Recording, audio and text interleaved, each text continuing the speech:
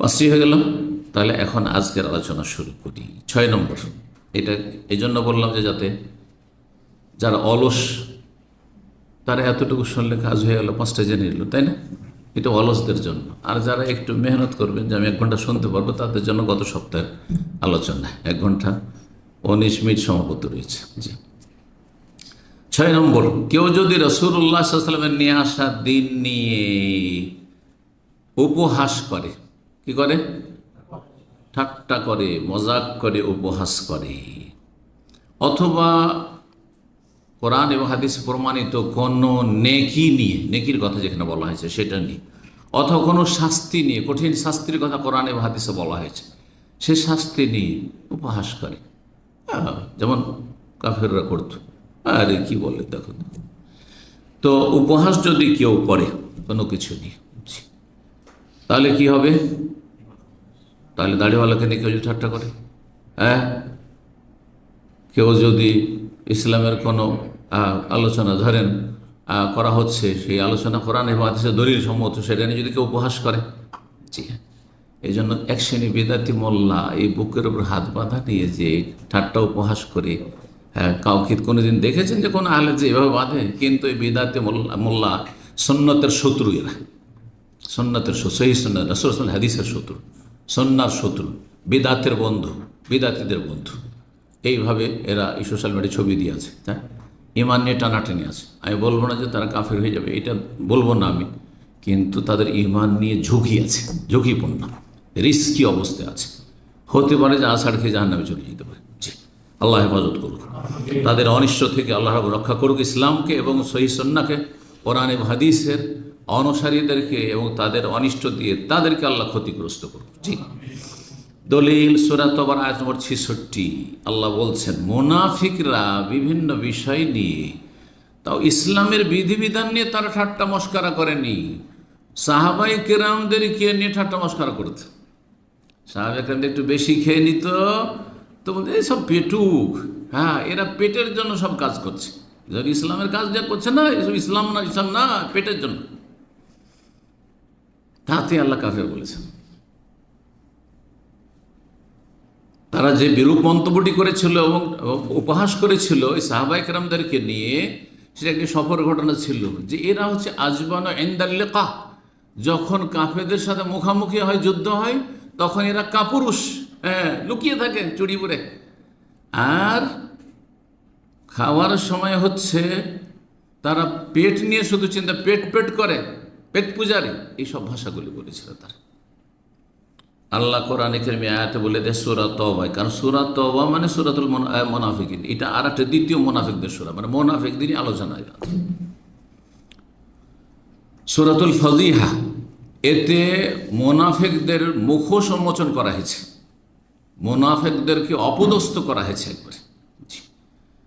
আল্লাহ বলছেন কুল, হে নবী তাদেরকে বলে, আবিল্লাহি ওয়া আয়াতি ওয়া রাসূলি কুনতুম তাস্তাহজিউন, তোমরা আল্লাহকে নিয়ে এবং তার আয়াত নিয়ে, বিধিবিধান নিয়ে এবং তার রাসূলকে নিয়ে উপহাস করছো, তাস্তাহজিউন, ঠাট্টা মজাক করছো, লা তাতাযিরু, এসে তারা ক্ষমা চাইছিল, ইয়া রাসূলুল্লাহ, আসলে সফরে না একটা বিরক্তি ভাব আছে, একঘেয়েমি আছে, আর ক্লান্তি আছে, সেটাকে হালকা করার জন্য দূরের সফর ছিল, সেই জন্য আমরা এই কথা বলেছিলাম, আসলে মন থেকে বলিনি, সুতরাং মনে কিছু নিয়েন না।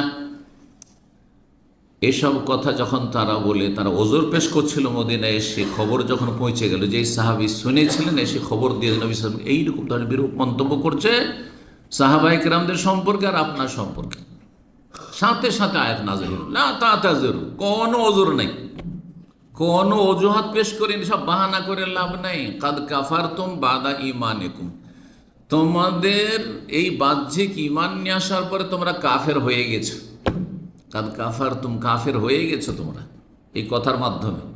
বাদা ঈমান, ওই যে বাহ্যিক কলেমা পড়ে ঈমান নিয়ে এসেছিল, আসলে তো অন্তরে ঈমান নিয়ে আসেনি। তাহলে এখানে তাদের বাহ্যিক ইসলামকে, কলেমা পড়াকে কি বলা হয়েছে? ঈমান। তাহলে বোঝা গেল যে ইসলাম, ঈমান বলে ইসলাম উদ্দেশ্য করা কোরআন হাদিসে প্রমাণিত বহু আয়াতে। ইমাম আব্দুর রহমান বিন সাদি রাহিমাহুল্লাহ তাআলা, তিনি আল্লামা শেখ মোহাম্মদ বিন সালেহ উসাইমিনের ওস্তাদ, বিশিষ্ট ওস্তাদ। তিনিও আল কাসিমের বড় ইমাম ছিলেন এবং বড় তাফসীর রয়েছে তার, খুব গুরুত্বপূর্ণ তাফসীরুস সাদি। তো তিনি বলছেন সে আবার ওই আমাদের দেশে আবার ওই শেখ সাদি কিন্তু আছে, ওই শেখ সাদি আলাদা। আবার শেখ সাদি হচ্ছে পারস্য দেশের ও এক সুফি আলেম। হ্যাঁ, ও পীরতন্ত্রের সিলসিলাতে শেখ সাদি, যার ফার্সি কিতাব রয়েছে। আমরা ছাত্র জীবনে ফার্সি তার লেখা পড়েছি, গুলেস্তা বুস্তা পড়েছি। তিনি বলছেন আসলুদ্দিন মাবনিউন আলা তাজিমিল্লাহ, দিনের মৌলিক বিষয় নির্ভরশীল আল্লাহর তাজিমের ওপর। আল্লাহর বড়ত্ব মহত্ব আপনার অন্তরে থাকবে, কথায় থাকবে, কাজে। আল্লাহর কি করবেন? আজমত, আল্লাহর বড়ত্ব, আল্লাহর মহত্ব আপনার প্রতিটি অঙ্গ প্রত্যঙ্গে থাকবে। আল্লাহর তাজিম ও তাজিম ও দিনহি, আল্লাহর যখন আল্লাহকে আপনি তাজিম করছেন, সম্মান করছেন সবচেয়ে বেশি, তাহলে আল্লাহর দিনকেও তাজিম করে শ্রদ্ধা সম্মান করবেন। ও রসুলি, আল্লাহ রসুলগণকেও আপনি তাজিম করে শ্রদ্ধা সম্মান করবেন। আল্লাহকে, আল্লাহর দিনকে, আল্লাহ রসুলকে। জি, কারণ অতপ্রত জড়িত আল্লাহর সাথে, আল্লাহর দিন আর রসুল অতপ্রতভাবে জড়িত। একটিকে আরেকটি থেকে আলাদা করা যায় না।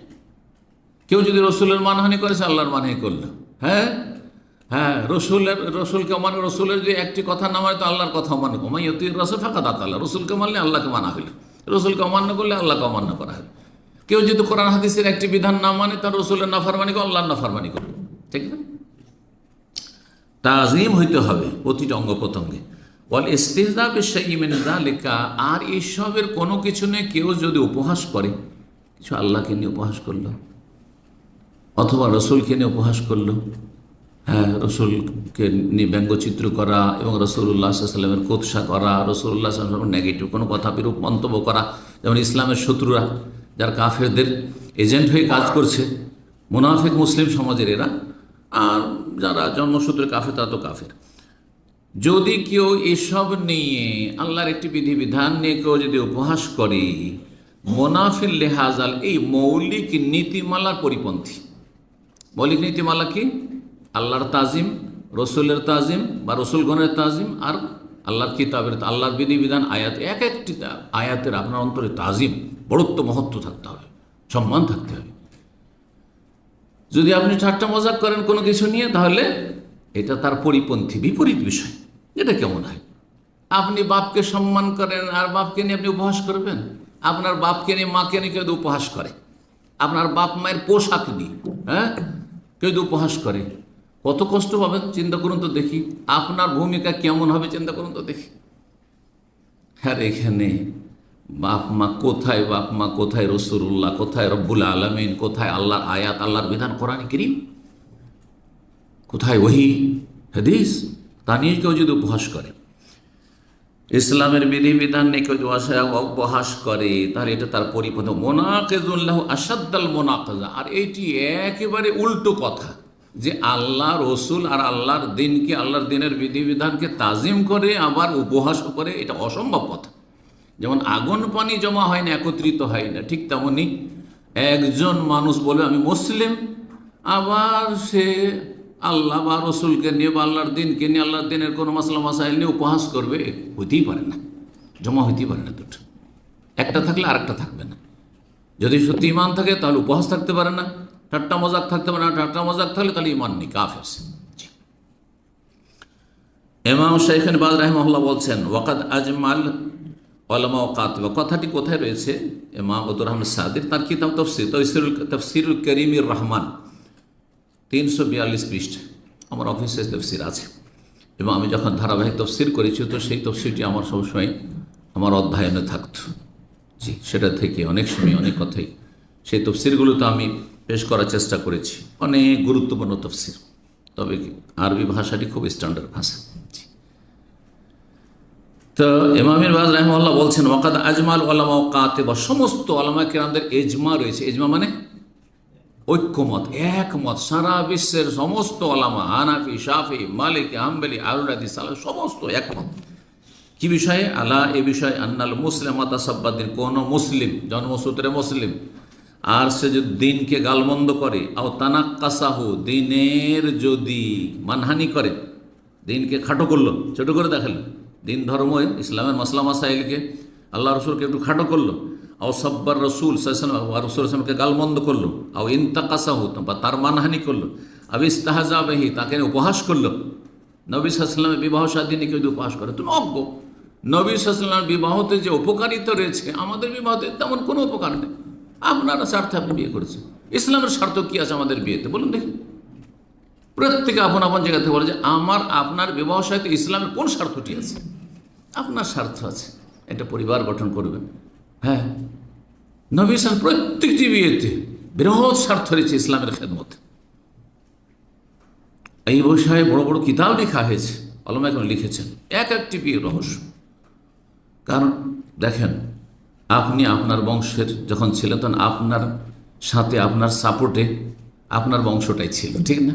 খুব সহজ ভাষায়। কিন্তু যখন আপনার একটা শ্বশুর বংশ হলো, আপনার বংশ হতে পারে দুর্বল, কিন্তু আপনার শ্বশুর বংশ যদি প্রভাবশালী হয়, এখন আপনি স্ট্রং। বুঝতে পারছেন দুনিয়া, তাই না? জি, একটা শুধু একটা দিকে ইঙ্গিত করলাম, বাকি অন্য দিক তো আরও বহু দিক রয়েছে হেকমতের, তত্ত্বের, বিয়ের, বহু বিবাহের। তো বহু বিবাহ যদি ওই রকম সার্থক হয় যে একাধিক বিয়ের মাধ্যমে কয়েক হাজার লোক ইসলাম কবুল করবে, বা কয়েক শত লোক ইসলাম কবুল করবে, কয়েক শত বিদাতি হেদায়েত হয়ে যাবে, কয়েক শত বেনামাজি হেদায়েত হয়ে যাবে, তাহলে বিয়ে করুন। এটা হচ্ছে ইসলামের স্বার্থে বিয়ে করা। কথা বুঝতে পেরেছেন? বলছেন যে সমস্ত উলামায়ে কেরাম একমত, কেউ যদি ঠাট্টা উপহাস করে তাহলে ফাইন্নাহু ইয়াকুনু মুরতাদ্দান কাফিরান হালাল আদ-দাম ওয়াল মাল, সে মুরতাদ হয়ে যাবে, মানে ইসলাম থেকে বহিষ্কৃত হয়ে যাবে, ইসলাম বিমুখ, কাফের হয়ে যাবে। তার নাম আর মুসলিম না, তার রক্ত হালাল, তার ধন সম্পদ হালাল। কিন্তু কার জন্য হালাল? লুটপাট করা না। কার জন্য? সরকার। সরকার তার ধন সম্পদ নিয়ে নেবে এবং তাকে মৃত্যুদণ্ড দেবে। এটা সরকারের কাজ, যদি ইসলামী বিধানের বাস্তবায়ন থাকে তাহলে। জি, আল্লাহ তৌফিক দান করুন। নূরুন আলা দারব যে ধারাবাহিক হেজাতুল কোরআন কারীম, সৌদি আরবের যে ইসলামিক রেডিও রয়েছে রিয়াদ, তার যতগুলি ইসলামিক প্রোগ্রাম তাতে পেশ করা হয় সবগুলি কিন্তু কিতাবের আকারে এসছে, পুস্তকে বড় বড় অনেকগুলি খণ্ডে। প্রথম খণ্ডে